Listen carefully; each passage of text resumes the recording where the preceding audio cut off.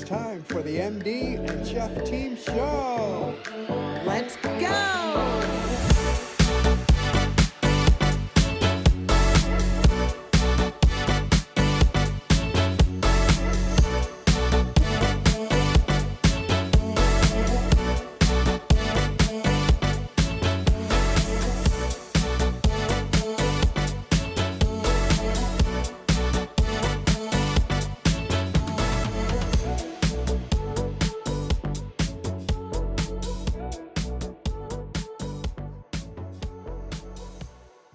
The content in this show is for informational purposes only. It is not intended for medical advice. It does not take the place of medical advice or treatment from a physician or health professional. Listeners and viewers should consult their own doctor or a qualified healthcare professional for specific health and wellness concerns and questions. And now, let's start the MD and Chef Team Show. Hello, everyone, and welcome to the MD and Chef Team Show. I'm Nutritional Chef Michael, health coach, nutritional chef here at Doctor on a Mission. Yeah, that's me. I got to remember my name. Who am I? What am I doing? So exciting when we come on. It's like, boom, we're there. We're live. And who am I joined with today? This is my beautiful bride, my hottie bride, your Doctor on a Mission, Isabel. Dr. Isabel, thank you. Nice to see you. Welcome to the show. Welcome to the show. And what a show it's going to be. I better take this off for people are going to be banging complaining. Away on jewelry on your wrists or anything like that. Great to see you, everyone, today. And if you catch us on replay, if you want to give us a hashtag replay to let us know you've come in. And by the way, just so you know, comments are open. So wherever you're seeing this, you can put something in the post. For comments, suggestions, whatever it may be, let us know how you're doing, what's going on, and what questions you may have. Or just put something and say, yeah, I like that, I didn't like that. Whatever you may say. Because we're here to be authentic, because that's the new currency. Just be nice, though. Yeah. Let's be nice. Be nice. Be nice. Show love. Let's be nice. There's too much meanness out there in the world. Yeah. We can disagree in a nice way. Oh, yeah, we can disagree, but be nice. In a nice way. Yeah. So, what do you think? What's a good statement or a few things you might say about, what's the MD and Chef Team Show about, what we might be doing? The MD and Chef Team Show, in a nutshell, is essentially to let you know that you can actually prevent and reverse disease. And we want to give you hope along that journey. Because a lot of people think, oh, yeah, I don't have diabetes yet because your parents have it. Or, oh, yeah, I don't have a heart attack yet. Well, you know what? That stuff can be totally preventable. And that's our goal, is just to teach you what functional medicine is. And functional medicine is the medicine of health, okay? I was trained in conventional medicine, which is the medicine of disease. And so I'm an integrative doctor. I integrate what I learned as a conventional medical doctor and now what I've learned as a functional medicine doctor to helping you prevent and reverse disease. Because you know what? A lot of this stuff that we're seeing out there, arthritis, autoimmune disease, high blood pressure, obesity, diabetes, Alzheimer's, it's all preventable. And if you catch the Alzheimer's in an early state, it's even reversible. So when I found that out as a doctor, I was like, holy moly, I got to tell the world. And so that's why Michael and I are telling you and letting you know. And then you make the decision. Yeah, it's going to take work on your part, but we're there for you. We're walking alongside you, and that's what we're here for today, okay? Yeah. And by the grace of God, you retrained as a nutritional chef, a functional nutritional chef, which I'm so happy about because there aren't too many chefs that know nutrition. Yeah, and we'll be discussing that and giving some personal story on that in a little while as we get into today's show. You're not going to be too hot in that? No, it feels good. And actually, you know what happened? I got a bug bite while playing right golf. Right here. Yeah. And it looks like, I don't know what kind of a bug it was, but it got me. It wasn't a bee. It liked Michael. It got me. It got all swollen. So, hey, I'm just wearing my collar up today. Yeah. And we're taking good care of it. Yeah, we're taking care of it. Yeah. You know, and it'll be fine. Another 24 to 48 hours it goes down, and that kind of stuff happens. Hey, by the way, if you want to learn more about us as we get into discussing today of who we are, you can go to dronamission.com. And if you want to connect with us on social media, just check for @DrOnAMission at your favorite social media channel. All right, so what do you say we get into? What is today's show all about? Yeah, what are we going to talk about today? Well, today, good question. Oh, yeah. I thought I'd ask that question. Good question. So today we're going to get into the connection between your brain health and your emotional intelligence. Something we don't really think about or even discuss. We've heard about brain health, we've heard about emotional intelligence, but how does that affect each other? And emotional intelligence is so important out there in the world to actually be able to function well in society. Without blowing up. Yeah. Without losing the plot. Without losing the plot. Yeah.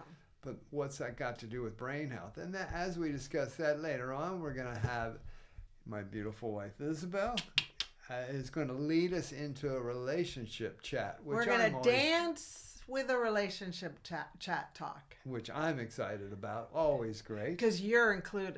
I hope I've so. got 45 years of being together, I hope I'm included in Boy, that. do I have stories to tell you. I can hardly wait to see what's going to be uncovered. Oh, babe, it'll be fun. It'll be fun. And we'll finish off with a final inspiration for you. And that includes you. It includes you and everyone out there. Yeah. So let's get into today's topic of brain health and emotional intelligence. Now, before we get rolling into that, I want to give some little more clarity on what are we talking about with emotional intelligence. So I'm just going to give you a quick little explanation. So emotional intelligence is our ability to recognize and understand our own emotions, as well as being able to understand the emotions of others and how we interact with others with those emotions. It involves us being aware that emotions drive behaviors, our behaviors, other people's behaviors, and how it impacts relationships and connections positively and negatively. I believe with emotional intelligence, it's also part of what is the energy we're putting off and what is the energy coming into us. Mm-hmm. And so emotional intelligence, yes, we've all heard of IQ. What's your IQ? What's your IQ test? And but I honestly, in my opinion, I believe emotional intelligence is more important, because you can have a high IQ or even a low IQ, but if your emotional intelligence is off and you're just not able to connect with people and have good behaviors and good emotions in society, it's just going to be a rough everything. life. Excuse me, I'm going to come in here. Yeah, that's fine. EQ is everything. And I love the simplicity of just reading the room. Yes. Just that simple. Yeah. And know what to say and when not to say it. So in that, we're going to talk about how brain health affects that and what brain health has to do with our emotional intelligence. Okay. Now, I also want to talk about, I want to add this in because I didn't put it in the title, but recently, and when I say recently, over the last few decades, but there's something that we never really discussed kind of emotionally and through society, is what's called adversity intelligence, adversity quotient, AQ. And what that is all about is how we as human beings, how we as an individual handle adversity. What's our adversity quotient? Are we good with adversity through our behaviors and our emotions? Are we resilient? Are we able to come back? Do we handle it in a way that's not necessarily positive, but in a way that's constructive moving forward? So what's our adversity quotient?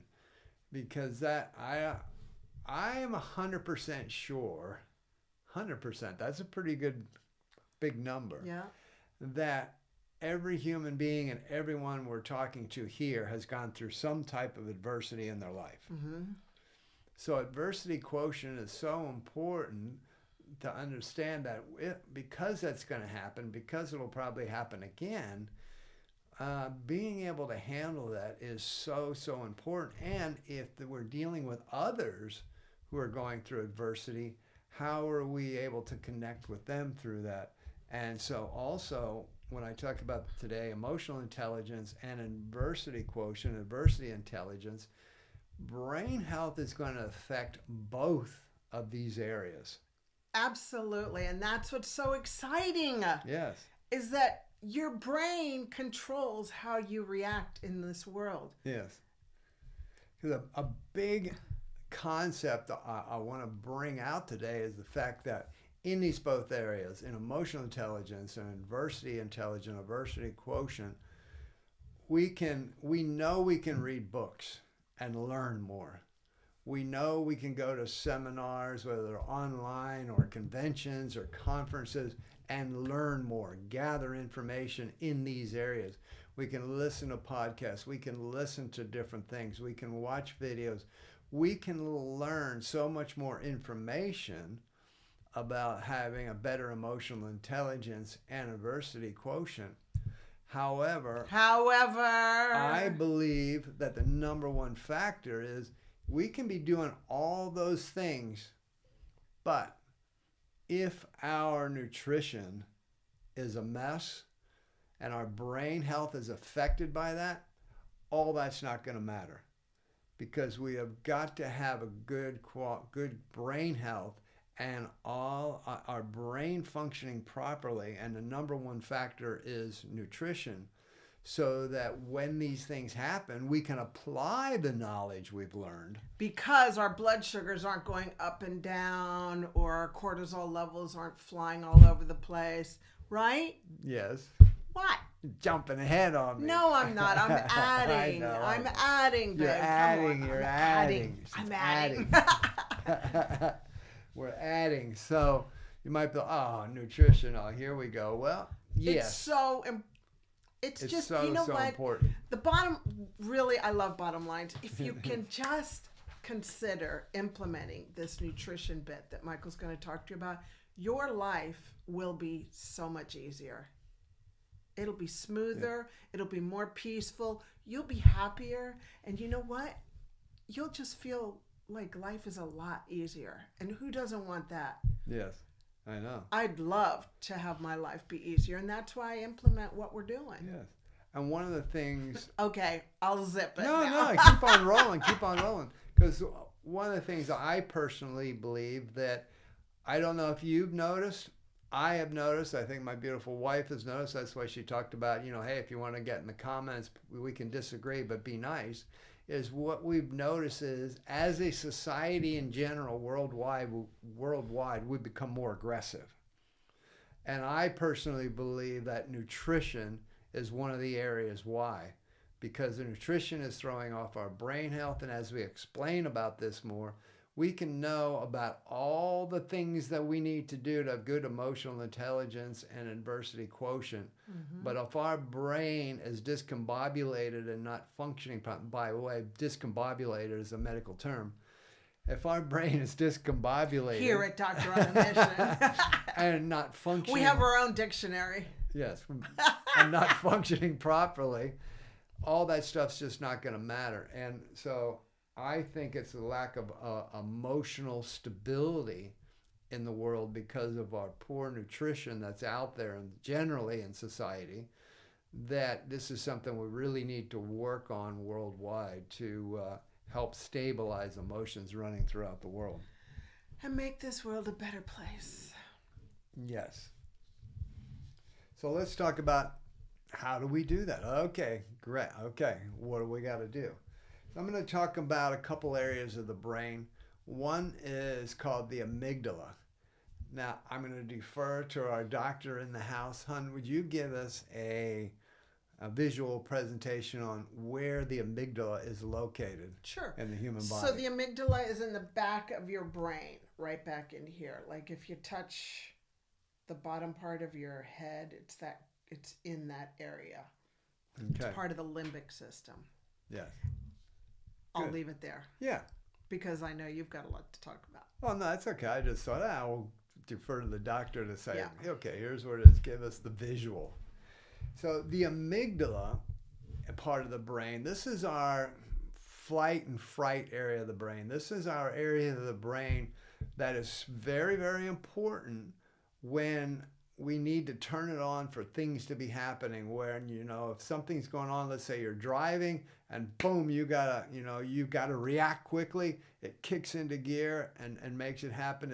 It's when we, when the hair, the old saying, oh, the hair's standing up on the back of my neck because I feel something's going to happen or something going on. That's your amygdala getting activated, going, hey, there's something going on here. We got to look at this. This is our defender. It can also be in the attack mode. So that's a very, very important part of the brain that we need at certain times. Mm-hmm. And isn't the amygdala also the emotion? It's one of the areas of emotion. Yeah. Well, it handles those areas of emotions where we need to defend, we need to attack, we need to run, we need to activate, we need to action, boom, right now. That's when the amygdala jumps in and really makes it happen. True. In those types of areas. Now, the other area I'm going to talk about is what's called the frontal lobe. Now, where is the frontal lobe, Beb? Doctor, well, that's why. Visual doctor. Where's our here, frontal turn lobe? your head for me. Turn Which your way? head to the This side. way? Yep, that's right. So the frontal lobe is this whole area. That's the frontal lobe. Oh, I like that. You can show me the frontal lobe for the next 10 minutes, but hey. It's right here. That's the frontal lobe. Now, the frontal lobe is an area that's in charge of our emotional stability. It's decision making, relationships, memory. It's an area where when we feel under control, this is what's running the show. I like to call it the adult in the room. It's in charge of all these different emotions when daily things happen and we say, okay, well, I need to make a decision here. Or emotionally, I'm feeling certain type of emotion. It regulates that and helps us through these different things. Now, the important part to understand is the way the human body was designed by God is that normally the frontal lobe overrides the amygdala. The adult in the room runs the show. The stable area, the stability area of our emotions and our behaviors is in charge. However, when we have poor nutrition, when our daily eating and drinking habits are out of whack, and I'll explain that a little more in a moment, when they're messy and our nutrition is not proper, then the amygdala is activated, so that the amygdala actually overrides the frontal lobe. Mm-hmm. So that the kind of stressful area, or the fright and flight, the defend and attack area is turned on, and instead of the adult in the room, the decision comes up, like something happens, we got to make a decision, and instead of the frontal lobe going, okay, let's just take a look at this. Let's, be stable here and understand, all right, how do we move forward positively and constructively? How do we make a good, smart decision? Mm-hmm.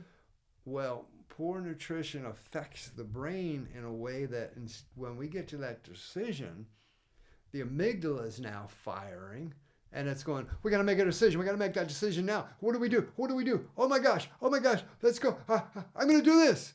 And then we get down here and realize, oh no, why did I do that? Wait, no, wait, let's go there. Yeah. And we're all over the place.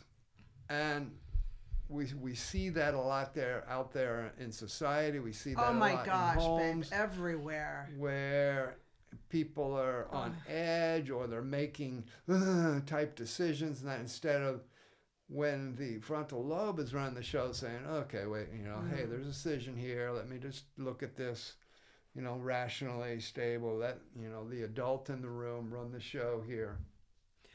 Don't you address the amygdala kind of like the teenager? Yeah, I'm not necessarily to bash teenagers, but we've all been one. But we've all been. It's making.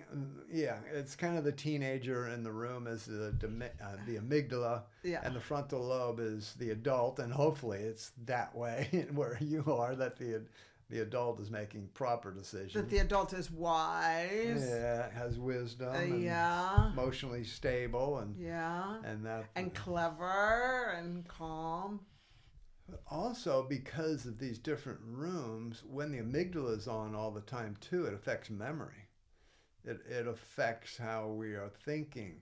It affects all these different things. And as you could imagine, just think about that. If you are constantly in that flight or fright, stressful brain room, shall I say, just to keep it simple, that as you can imagine, that's probably not going to be good for me, because I'll be on, just on edge all the time. I mean, if you've ever been around people that they're always on edge and they're stressed and it's just, okay, and these types of things. You feel like you're walking on eggshells with them. Yeah, and that can be definitely a problem. Yes. So let's talk about how. Not only for the person, but everybody else around them. I'm just going to have a hit of water. Get some water, get some hydration going. Thank you. So let's talk about what we can do on a daily basis with our nutrition to that we can allow that frontal lobe to be in charge like it's designed to be in charge. Okay? So I'm going to start with this graph. And my dear, I apologize, but we're going to block you out for a moment. It's all right.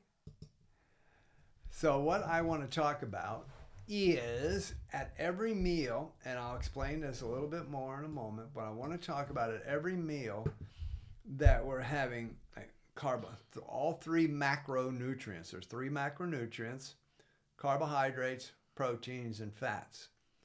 Now, as we get into this, please understand that I won't be getting in depth about carbs, proteins, and fats individually. I'm just going to be talking about the mealtime. But when I talk about carbohydrates, we don't want to be afraid of that term. Well, most people aren't afraid of protein, and we don't want to be afraid of the word fats. We want good carbs. A couple examples of carbohydrates. Carbohydrates could be bread or pasta, or it could be broccoli and cauliflower. So we want to understand that carbohydrates are good. They're a macronutrient. We need them for fuel for our body. However, there are definitely ones that are better for us, and whole foods are better than processed foods, as we talk about that. And isn't it funny that when you and I first found out that broccoli and cauliflower were carbohydrate, we were like, what? Oh, they're carbohydrates. And that a slice of red onion is a carbohydrate. Oh, tomatoes, carbohydrate. Oh, okay. Yeah. Yeah. But then you understand, I mean, even, eating spinach or kale or lettuce greens, they're carbohydrates. They're good carbohydrates. They're good carbs. Those are very good carbs. And then also proteins and then fats. Again, there's good fats, bad fats. I mean, bad fats can end up with deep fried foods full of, deep fry, all those bad oils that they be fried in. Also, bad fat would be some kind of trans fat that's like the fake butters and the fake spreads and all that processed stuff made in a lab that's not real. Or seed oils. Like canola oil, sunflower, safflower, corn. Yes. Just to name a few. Yes. But good fats would be extra virgin olive oil, coconut oil. There's good fats in nuts and seeds, avocado, those types of things. Olives, those are great fats. Okay, so what's this chart all about? The main thing we want to talk about here with this chart is understanding that 5.0 on the side, you see 0, 5.0, and 7.0. 5.0 is a good glucose level for our bodies to run at. If you've ever seen people normally used for diabetic people, but now I'm using it for everybody just to measure their glucose levels, glucose spikes during the day, is a good level would be 5.0. Karen says, any chance of turning up the volume a bit, please? Well, thanks, Karen. Let me check on that. And if I can turn that up. With the plus over there. Yeah. Thought I had it up all the way. Let me make sure. Sorry about that, Karen. I think it's up as much as we normally have the it. plus button over there? No, that's something else. Oh, okay. Shall we just pull the... No, it's a... Oops. Oopsie. Hello, whale. Sorry, Karen, don't know what's going on, but it's up where it normally is. So don't know what I can... Hopefully, maybe you can turn it up a little bit more on your end. We'll bring the microphone a little closer and see what we can do. But thank you for tuning in, Karen. Okay, that's gone up a bit. Cool, thank you. Alrighty, so what I was saying is, so those numbers on the left-hand side, so 5.0 is a good glucose level. That's a good stable level. Once we get above 5.0 and get toward the 7s and above, now we're getting a major glucose spike. And in a little bit, I'll be talking about why that's not so good. And so that 5.0 is the level we're really looking to be. And then, of course, then it drops down. You'll see it drops down after that. And then we have to bring it back up to that level again. On the bottom, you'll see 1.5. That's the amount of hours. 2.5 is hours, and 4+ is hours. Okay, so what this is all about is at every meal, and I am talking about every meal. A lot of times what happens for breakfast, people might be having, let's say, some kind of a cereal for breakfast. Maybe they're having cereal. They might, or granola. Or granola. Or muesli. Or something like that. Maybe just some toast. Or a smoothie. And then they'll have it with banana and some milk, something like that. And strawberries. Well, all of that is carbohydrates. There's really not much fat in there. There's not much protein.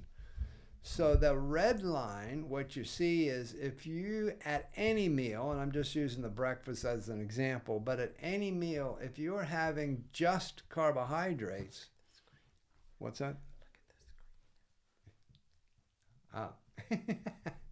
At any meal, if you're having just carbohydrates, that red line, you can see that, yep, you get a big glucose spike that goes up very quickly after the meal and during the meal. It goes up very quickly and then drops very quickly. So usually about an hour and a half. It might be an hour, maximum 2, but around an hour and a half, you'll be crashing. And so what happens is a lot of times you see people who are constantly hungry. It's not that they're not eating enough. They're just not eating the proper macronutrient balance. And so understanding that just carbs gives you a big glucose spike, and that drops down in about an hour and a half, and now boom, you're crashing. And what does that do to your EQ, your emotional quotient, your what's the other word you were saying? The adversity quotient. Adversity or resilience. Your resilience. Yeah. So if your eating style is in that red line, basically you're activating your amygdala constantly.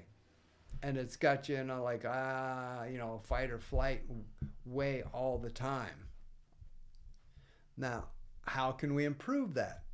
Well, if we have a carbohydrate and a protein, so let's say for that breakfast, maybe you had some cereal, maybe you had some toast, a couple eggs, some whatever, whether you're vegan, vegetarian, whatever your protein is, but you added protein to those carbohydrates. Now you're going to get a little bit less of a crash. Yes, it'll still go up. You're still going to get that higher spike, but it's going to take probably about 2.5 hours until you crash out of it. It's not quite as extreme of a spike, but it's still a spike coming down. So The real key, and what I'm trying to get across here, is that every meal, you want to have what's called a carbohydrate, a protein, and fat, a mix of all three macronutrients. What would that look like? Let's say for breakfast, a couple eggs, possibly a piece of toast, or for us, our carbohydrates end up being some kind of vegetables and lettuce greens or salad greens. And then the fats could be extra virgin olive oil, coconut oil. Maybe there's a few nuts and seeds. I know we like to have a couple Brazil nuts. And so you're going to have a good mix of carbohydrates, proteins, and fats. The key with that is, as you can see with the black line, you're not getting this massive spike. It might rise above the 5.0 level, which is your stable level you're after. But you're going to get that to kind of stabilize for around 4 to 4.5 hours. I know we get at least 4 hours out of ours, and sometimes you get 4.5, depending on the meal. The reason why that is so important, because you're not getting those big spikes. What they aren't doing then, they're not activating that amygdala because of the glucose rush and the sugar rush to your body systems, messing up your nutrition. That's igniting those big spikes in the red and the purple. They are igniting that section of the brain called the amygdala, and that's when we can get a little bit edgy, we can get a little bit out of control. We want to have that frontal lobe running the show.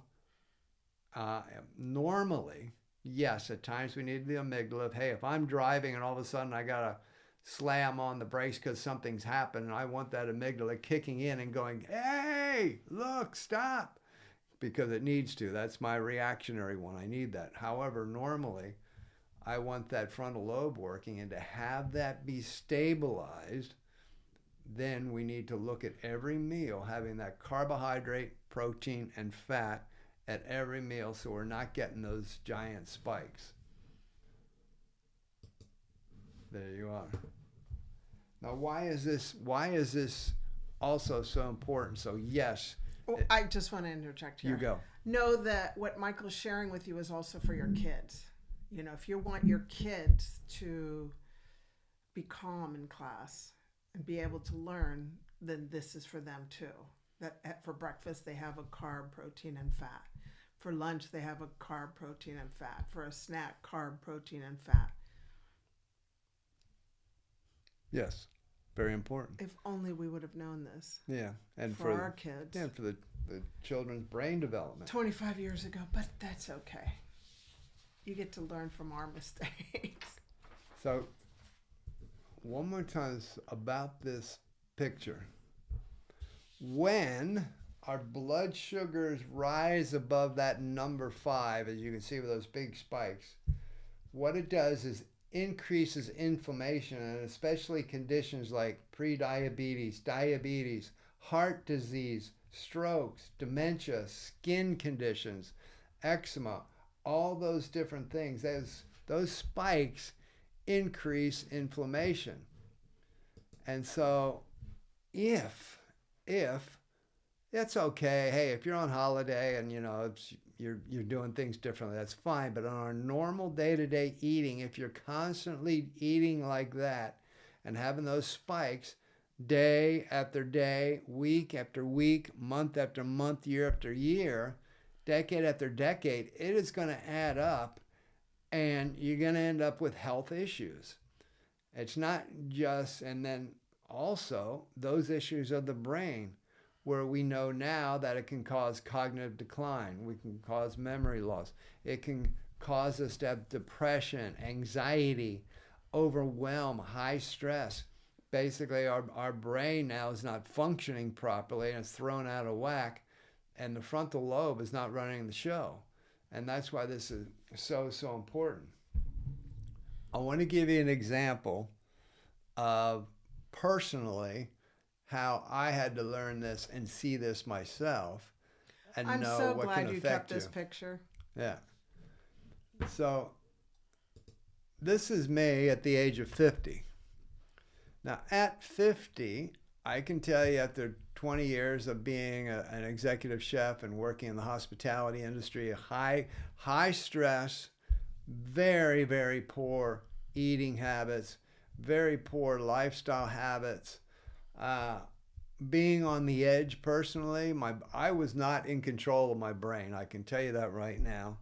That guy right there at the age of 50 was pre-diabetic, pretty much had a foot into diabetes, was a setup for stroke, heart disease, pretty much all the things we've been talking about. Why? Because Alzheimer's. I mean, why? Because that chart I was showing you, my eating habits were all over the show. They were not well balanced.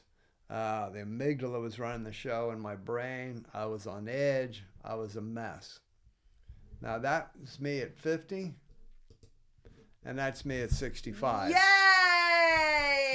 Look at him. What? Thank you so much, babe. So what was the number one factor in making the difference was getting my daily nutritional lifestyle correct. Actually. What? That's not correct. What would it be? You making a decision. And the commitment. Making a decision and the commitment. Yes. Yeah. Yeah. That's number one. Number one is you got to make the decision and the commitment. Yeah. But the commitment was for changing my nutritional lifestyle. Did you think you were going to end up looking like that? I didn't know if I was going to be alive past 60. Yeah.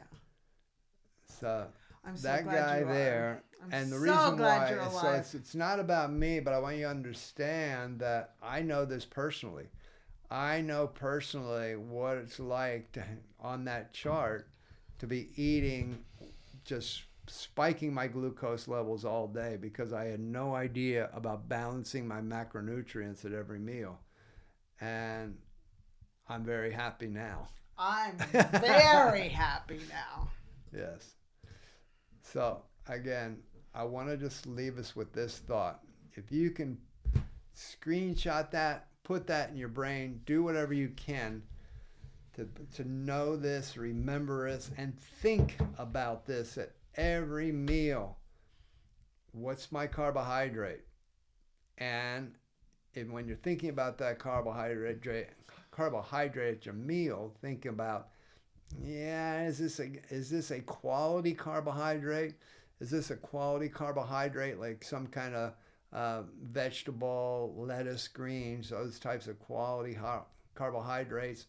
Or is it a processed carbohydrate? You know, the breads and the pastas and I don't know, all the things you can have like cookies and biscuits and scones and muffins and those things. They're not the best carbohydrate. At my meal, what's my protein? What kind of protein am I getting? Whether you're vegan, vegetarian, you eat meat, you don't eat meat, fish, non-fish, chicken, whatever it may be, what's my protein at the meal? And then what's my fats? Am I getting some good fats? Am I pouring some extra virgin olive oil on it? Am I maybe cooking in some coconut oil or extra virgin olive oil? Do I have some avocado? Do I have some nuts, some seeds? Do I have some olives? Maybe it's some butter, maybe a little melted butter over your vegetables or something. But what's my good fat I'm getting? So think about that at every meal.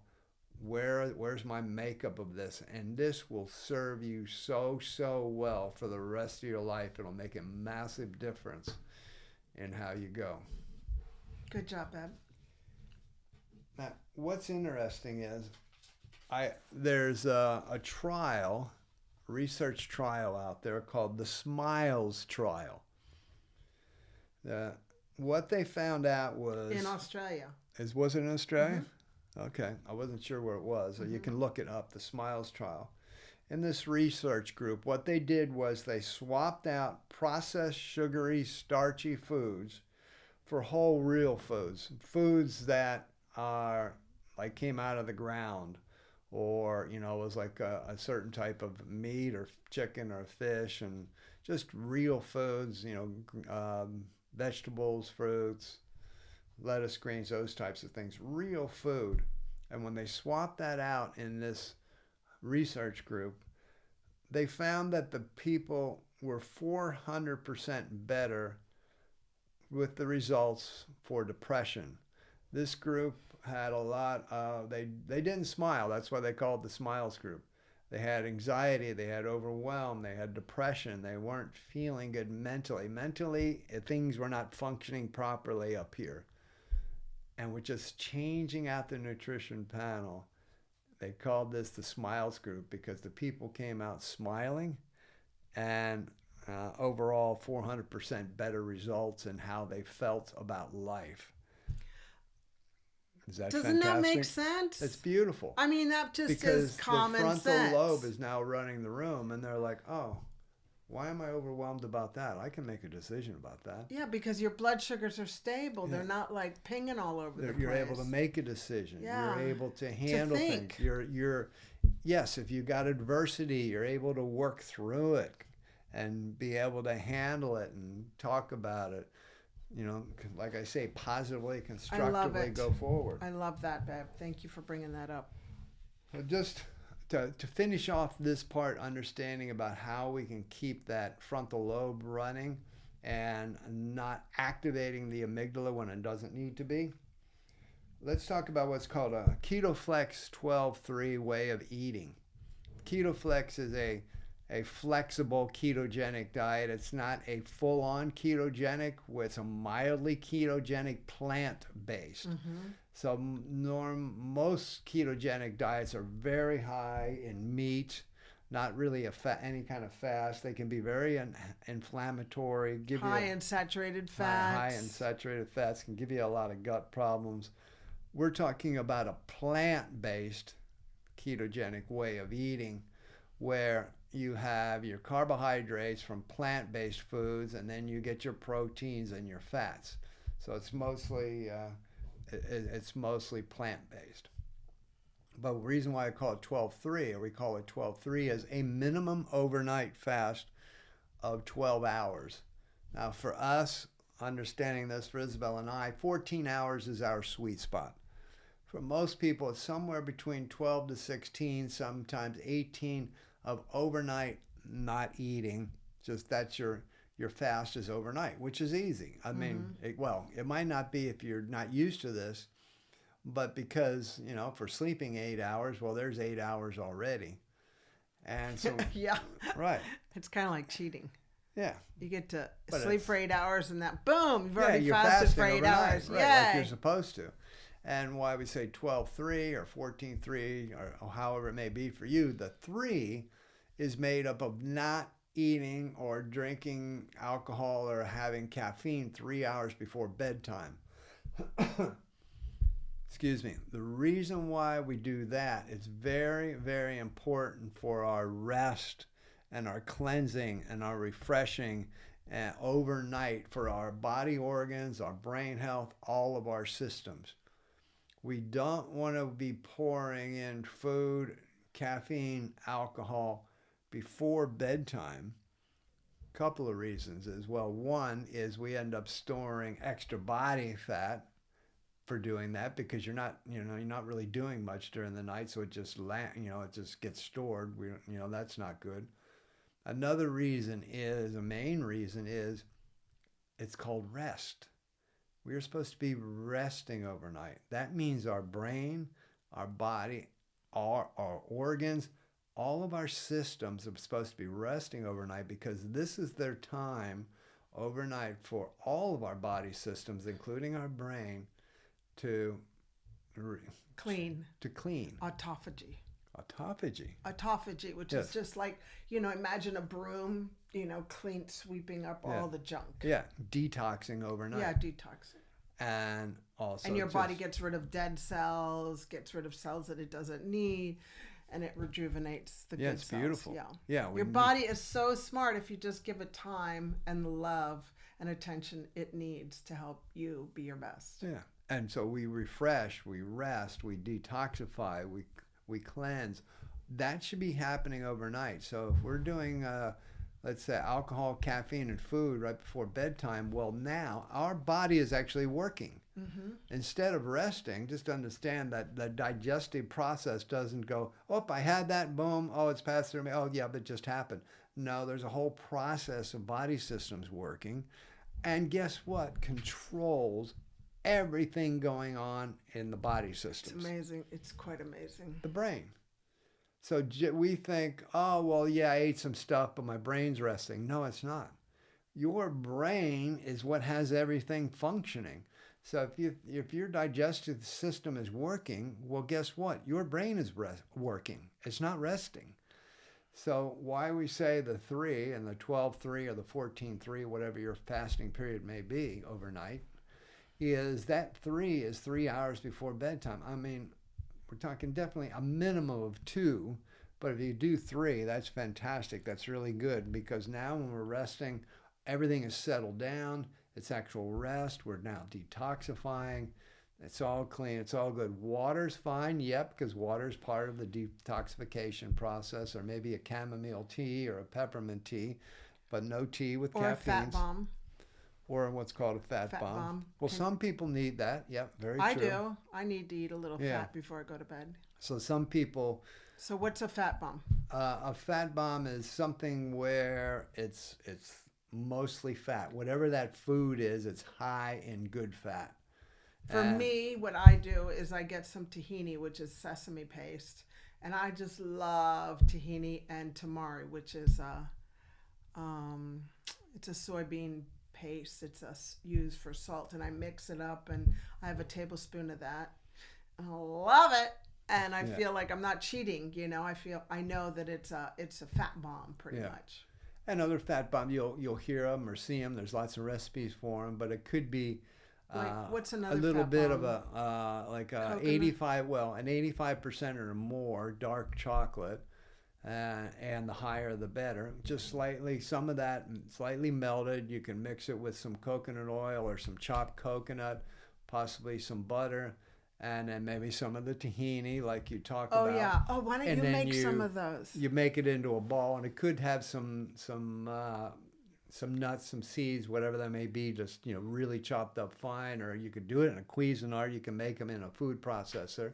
Yum. And then once they're done, then you kind of make these little balls, and you put them in the refrigerator, the freezer, and they're little fat bomb balls. And you can roll them in coconut chips, and they're real yum. Now, we have found that some people need those, that during the night, if they don't have anything 2 to 3 hours before bedtime, they tend to have a little bit of a crash, shall I say, during the night, and they don't function quite as well.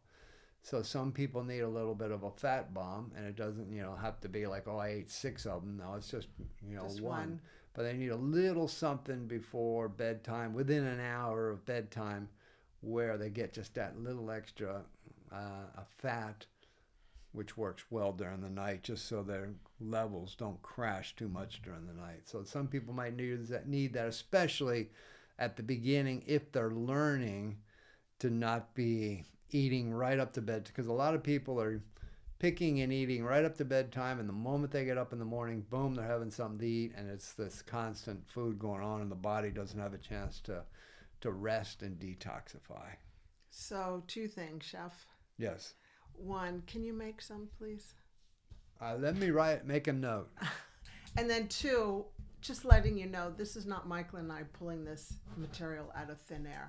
This is all based on the hard work, the last 30 years of hard research that Dr. Dale Bredesen, the creator of the End of Alzheimer's book and the Recode, Reversing Cognitive Decline, has taught us. So this is all science-based information that we're sharing with you.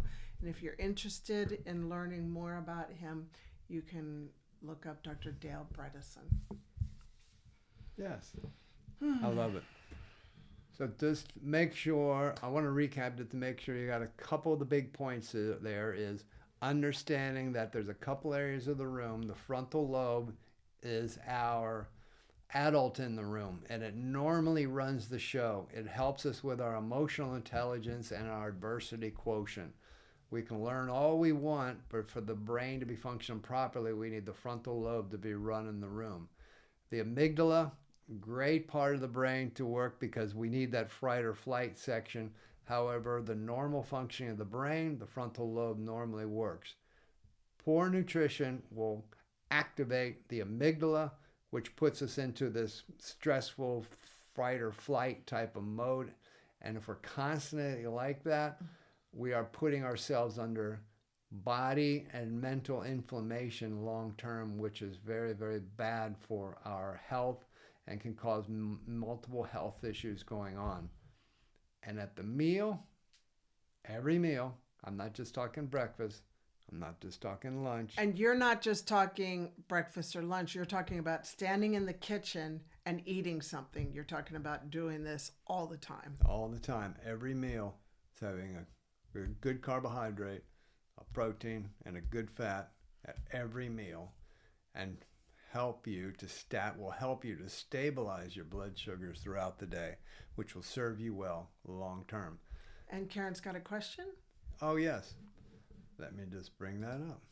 Yes, Karen.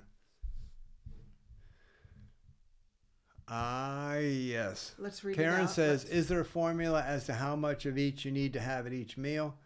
My holistic GP wants me to eat super low carb. What are your thoughts? Yeah. Okay. Great question, Karen. We hear that a lot of different times. So everybody's going to be different. I always work with everybody on what their macronutrients are. Number one will be, well, what are you looking to achieve? That's going to matter a lot. What are you looking to achieve? When I hear somebody say they want super low carbs, I guess I'm slightly concerned with that. And again, I don't know your situation. It depends what's going on, what you're looking to achieve. I don't want anybody to be afraid of the word carbs. When I hear super low carbs, then I start thinking, well, what's the purpose here? Because carbohydrates is one of the 3 macronutrients and is very, very important for our fuel. The important part is, what are the carbs? Levels, important, yes.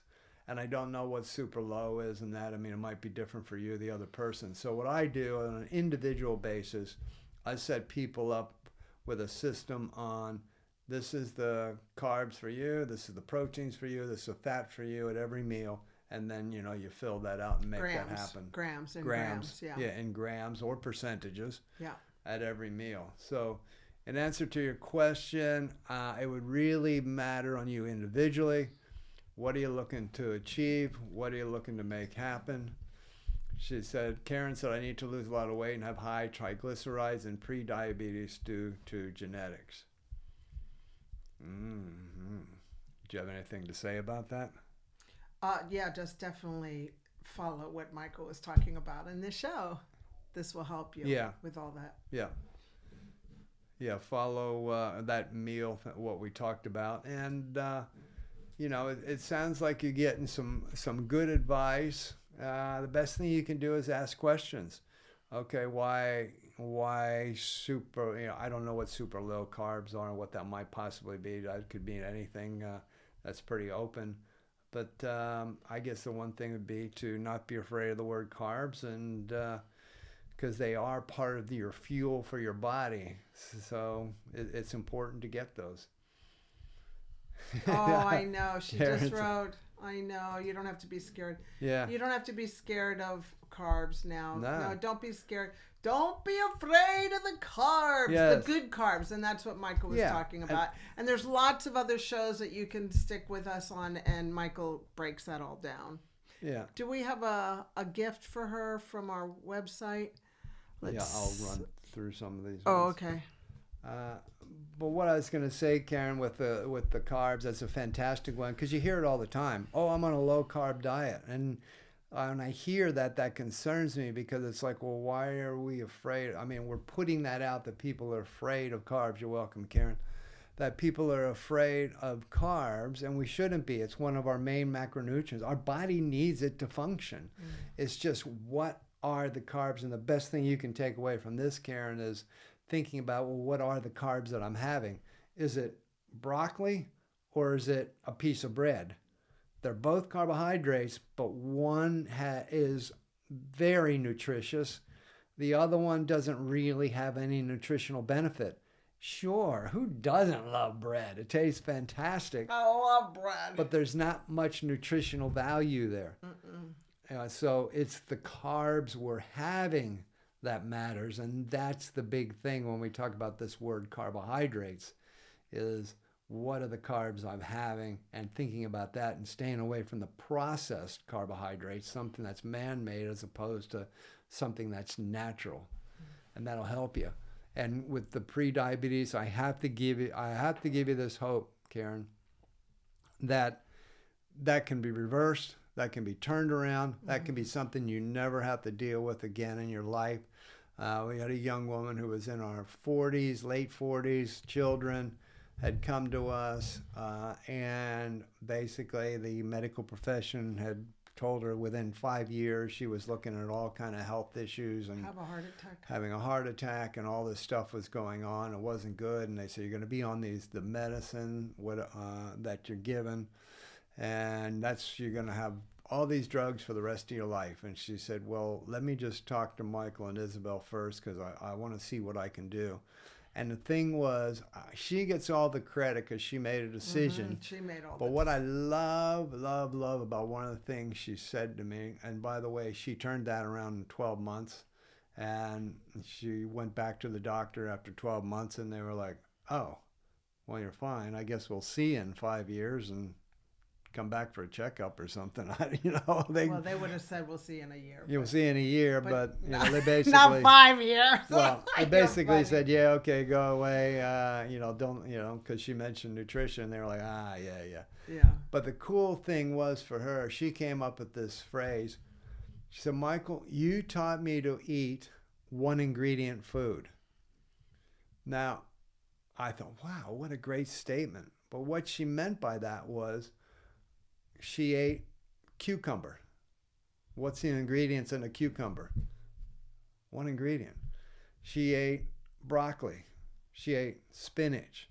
All carbohydrates. Those are all carbohydrates, but guess what? There's one ingredient.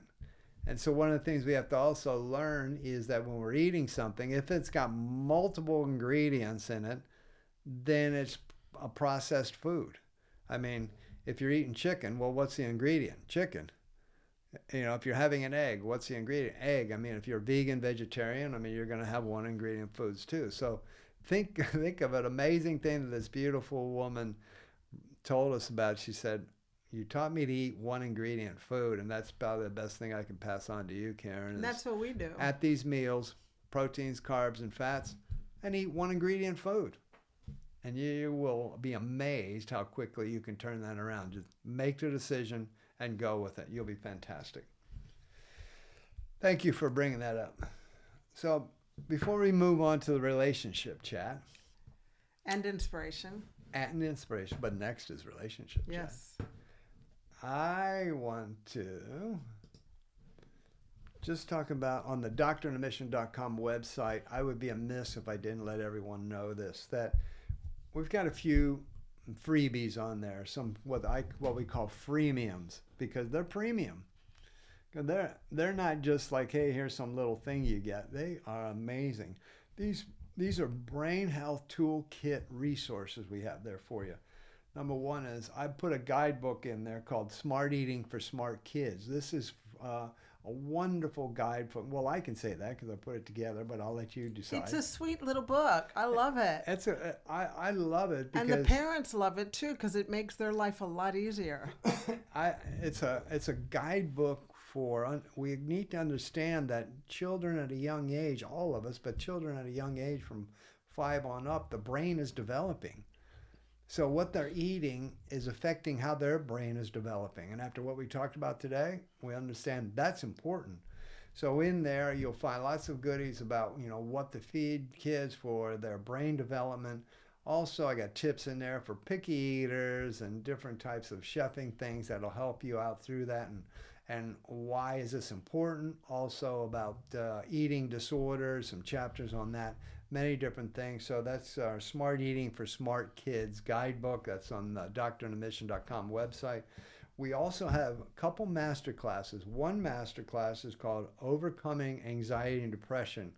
So if you or anybody else is being affected in that area, then this is a fantastic master class.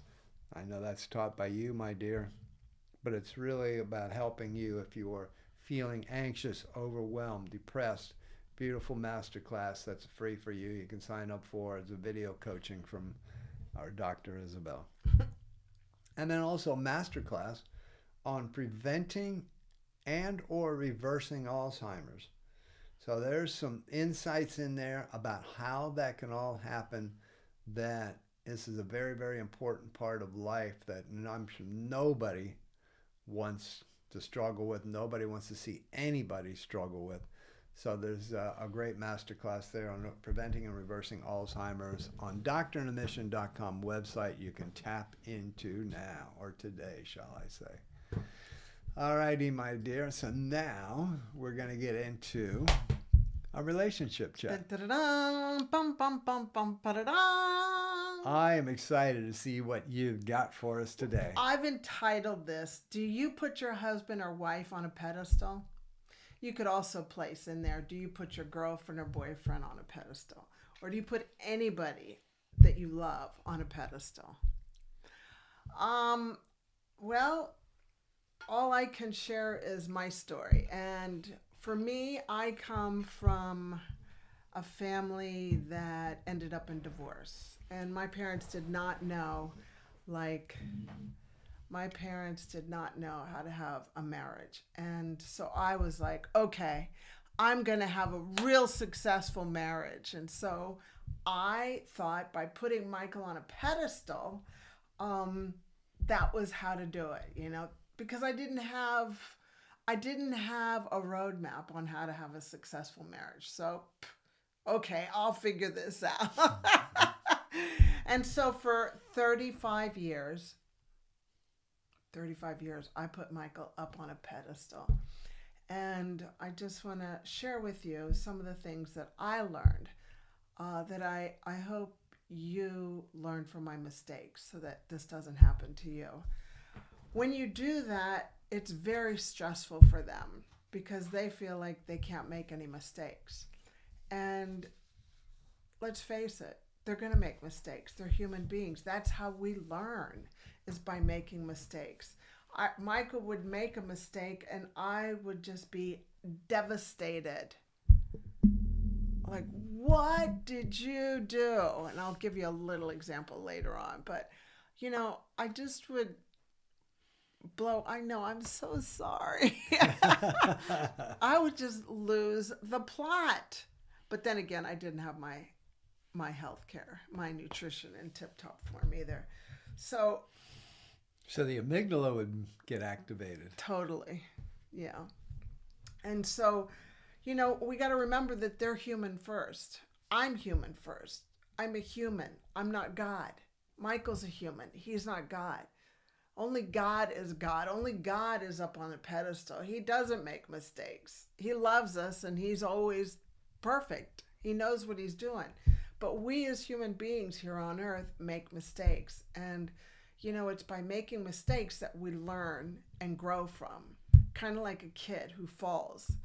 They fall, they trip over, they fall. We don't tell them, oh, just stay down there. You'll never get back up. No, they made a mistake and they'll get back up and they'll keep on. They learn how to walk. Well, that's the way it is with us humans. Mm-hmm. And so I've learned to give you grace and allow you to make mistakes and say, hey, you're only human. And I expect you to make mistakes. And I encourage you to expect your spouse to make mistakes and hopefully grow from that. They're not doing it to hurt you. Now, here's an example on how far I have grown. I had it yesterday. I was making breakfast. I had a salad, my eggs, scrambled eggs, and Michael had gone to play golf. And so I always shake up the balsamic vinegar like this. Yeah, I know. I was shaking the balsamic vinegar and somebody, I don't know who it was, didn't put the top back on and it went, all over the place. And before, the old Isabel would have lost the plot and I would have texted him. on the golf course going, do you know what you... But I've come a long way, Thank you. haven't I? Thank you. I've come a long way, praise the Lord. And so today, when we were having breakfast, again, you had used the balsamic vinegar and you didn't put the top on very tightly. And so before I started shaking it, I was feeling it and I go, babe. Balsamic vinegar. No, just put the top. lid, just tighten the lids on everything. The tahini, the coconut milk, the olive oil, anything that's got a cap to it, Lids. cap it on. Simple. But anyway, the point is today at breakfast, I said, hey, babe, next time, could you just twist it a little tighter? He was like, yeah, sure, no problem. You didn't know I was going to bring this up, did you? No, but I'm glad you did. I know, yeah. So just so you know. Yeah. So I don't hold you up on a pedestal. So do you hold your husband or wife on a pedestal? If you do, I encourage you to consider not doing that. And why? Well, if you want a happier and more peaceful life and in control and being in control by using your frontal lobe, then just allow them to make mistakes and hopefully they'll learn to tighten the lids on all the bottles. And if not, we'll just keep on going around that circle, around that mountain over and over again until we get it, right? Mm-hmm. Right, buddy? Yeah. Yeah. And because this is a relationship chat, I think that goes for all of our relationships too. I mean, if you've got close friends, that you hang out with and they make a mistake, then they shouldn't be on such a pedestal like, oh my gosh, this person is so amazing and they made a mistake and did something wrong. I mean, they must have done it to me on purpose or something. It's just understanding that things happen. And again, it goes back to the emotional intelligence we're talking about. And also the adversity quotient we're talking about. When things happen, we have seen this. We know out there in society, we've seen it. Maybe we've done it ourselves when we weren't in control of ourselves, that we've lashed out.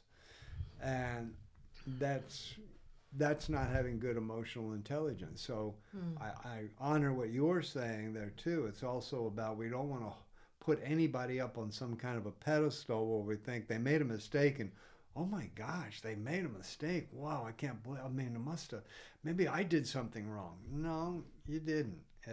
They were just being a human, and that's okay. Mm-hmm. And then from there, it's, well, how do we handle that going forward in a positive, constructive way? And that's good emotional intelligence. And hopefully our brain is in control that we can do that. And obviously it was for you. Yeah, and boy, good on you. It's freed me up. You followed everything we've talked about there. What we talked about today with having good emotional intelligence. Yeah, I didn't realize you were going to talk about that today. To handle that situation. Because that's what you did.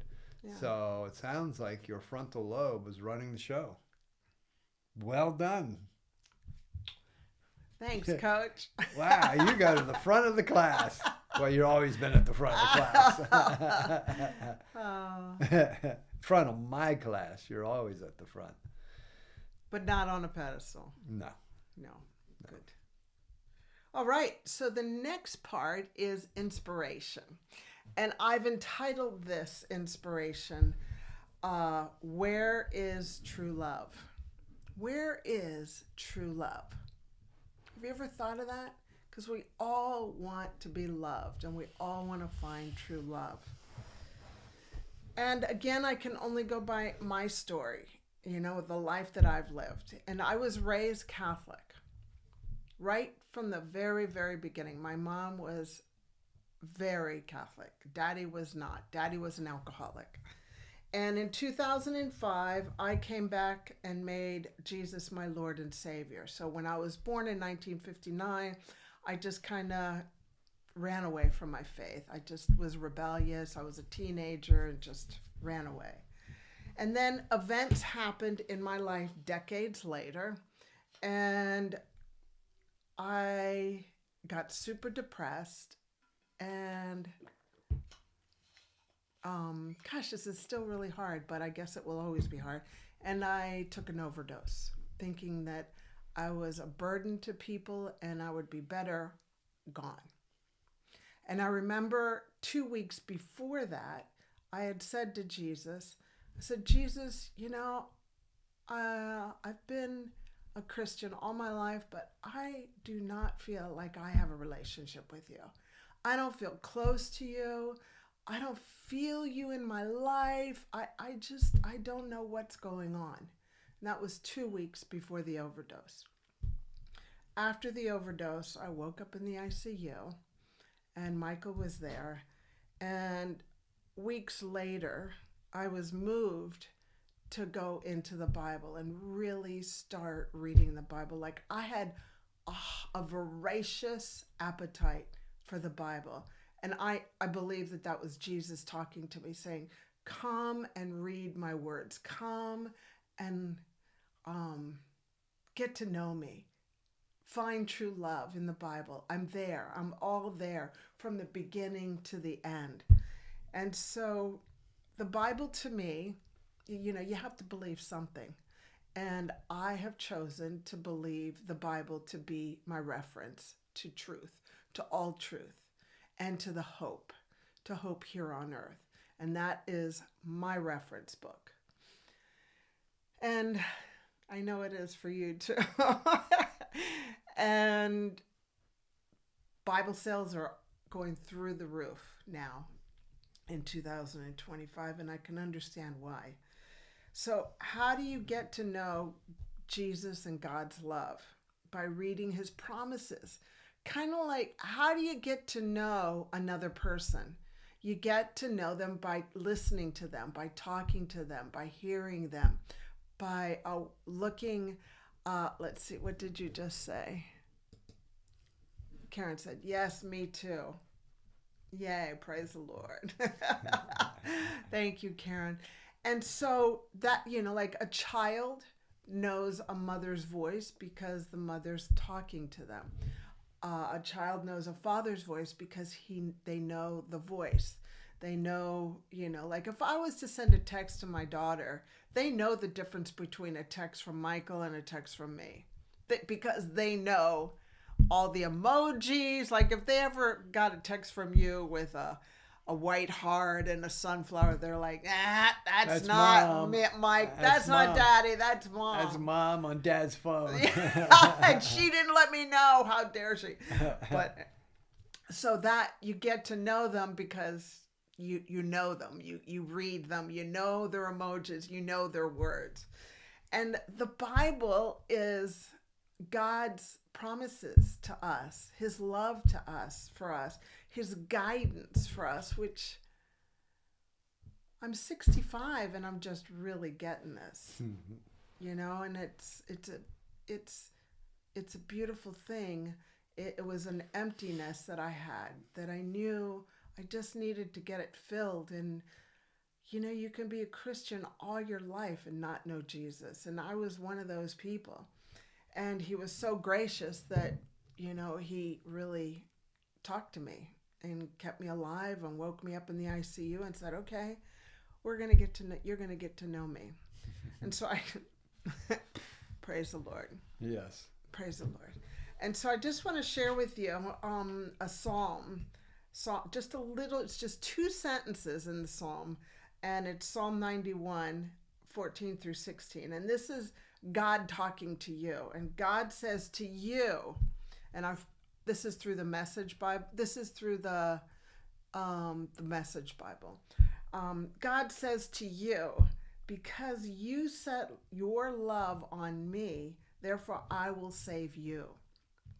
I will set you securely on high because you know my name. You confidently trust me and rely on me, knowing I will never abandon you. No, never. Isn't that beautiful? Doesn't that make your heart happy? That God will never leave you or abandon you. He'll keep you safe. And he says, you will call upon me and I will answer you. I will be there with you in trouble. Yes, he was. And I just did like a whole life journey with God in my life that I didn't even realize that God was actually in my life. You might want to do this. It's quite mind-blowing. But I wrote from birth until now how God has been there without me really even understanding, and how God's hand of love and favor has been on me to save me from some horrific situations and life events that I've been through. He just brought me through, and that's God showing me his love. Yes, Karen says, such a faithful father. Yes, he's a beautiful father. And then he says, I will rescue you and honor you with a long life and will satisfy you. And then he closes and says, I will let you see my salvation. So what does salvation mean? Salvation means deliverance from harm, ruin, or loss. Harm, ruin, or loss. Like he's walking with us at all times. All we got to do is just like kind of open our eyes and say, and our ears and go, wow, you're really here. And our eyes and just go, wow, you're really here, and see it in the Bible. Salvation is also the state of being saved and protected from harm or a dire situation. Can you think of a time in your life where you should have died? Or could have. Or should have, based on the situation? Well, that's God. That's God that put his hand down and said, no, this is not your time. You are not going to die right now. I've got work to you. I've got a plan for you. Yeah, because I love you, and I want you to see the goodness that I have for you. So God, what's the point? What's my point here? My point is God loves you. God loves you, and he wants you to know that he sent his only son, Jesus Christ, who had no sin whatsoever, to die on the cross for you, so that you would have a one-on-one relationship with God. And by believing that Jesus died on the cross so that you could have a one-on-one relationship with God, blows my mind. And that you could have life with him here on earth and in heaven forever. You don't ever have to die. And to be guided here on earth. And I just get so much joy and peace. Like, as a functional medicine doctor, look, I know how to teach you nutrition, gut health, hormone health, how to have productive thoughts, how to exercise, how to sleep, on and on and on.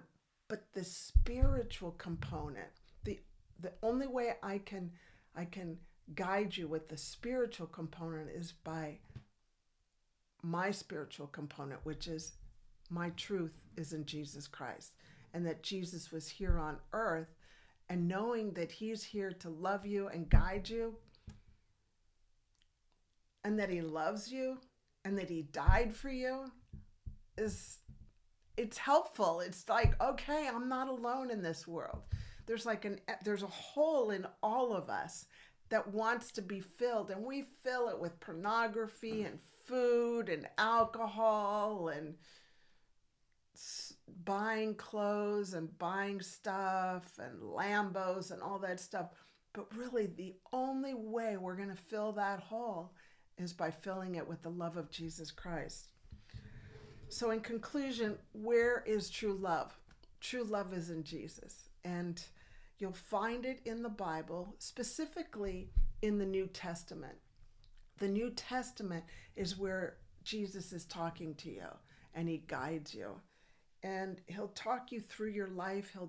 He'll walk with you. And there is no other peace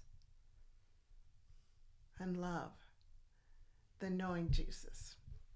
And that's my inspiration for you, because I have found it, and I want you to have that kind of peace if you so choose to do so. What did Karen say? When I was going to end my life, he sent an angel to tell me I was special. See, there you go. It happened to Karen. It happens. You just got to reach out and say, help me. I do remember just before, well, after I took the overdose, I just said to God, I just can't do this anymore. And in my spirit, I felt him say, I know you can't. I know you can't, hon. So he speaks to us. We just got to go, help! And he does. Thank you for that, hon. So That was beautiful. Thank you. I have nothing to add because that's perfect. Well, hey, thank you for joining us today on the MD and Chef Team show. If you catch us on replay, give us a hashtag replay in the comments, and feel free to put any questions, comments, suggestions, whatever it may be in there. We'll get back with you because we always check to see what's going on, if there's anything else we need to bring in. And if you want to learn more about us, go over to DoctorOnAmission.com. That's where you'll find all about us. And if you want daily insights and inspiration, find out a little bit more about what's going on in our lives, because we'd love to connect with you. And you can look us up on social media at Doctor on a Mission. That's our handle. That's where you'll find us. Thank you so much for joining us today. Thank you for your input. Thank you, everyone. We appreciate you. We love you. And thank you, Karen, for popping on in. Thank you for the live, she says. And thank you for coming Karen. by. We appreciate it. Love you all. Thanks again. And we will see you with the MD and Chef Team show in 2 weeks. Shine your light bright, because the world needs you. Yes, it does. Just shine bright. You know what? Just connect yourself to Jesus and he'll help you shine. You know, I wanted to say one last thing. You're a light bulb in this world, okay? You're a light bulb. But a light bulb by itself means nothing, right? It needs to get connected to the power switch. That's right. And guess what? Jesus can be your power switch. Just saying. Boom. Well, love ya. Stay plugged in. Bye. If you're part of that 70% who haven't subscribed yet, well, hit that subscribe button and the notification bell so you can come along with us. Give us a like. Thanks.